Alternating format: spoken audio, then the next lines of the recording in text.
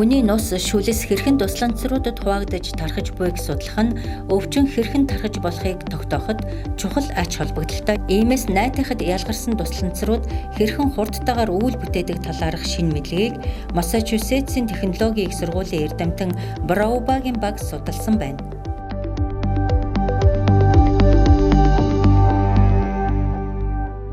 Үүний тулд эрдэмтэд найтах үед хүнээс ялгарх шүлэс цэр хэрхэн цацарч байгааг харуулсан видео бичлэгийг хийжээ.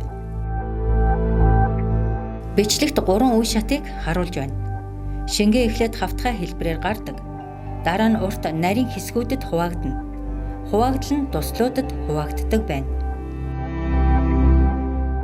Найтахад үүссэн хийн үүлэндх эмгэг төрөгч агуулсан тусланцрууд хамгийн ойрдоо 1 м, хамгийн холдоо 8 м хүртэл тархдаг ажээ.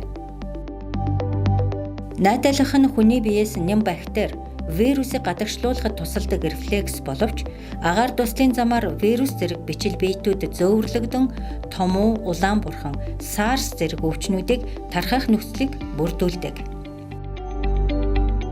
Иймээс хүмүүр найтахдаа ам хамраа дарж зөв найтах хэвшилд суралцах нь чухал.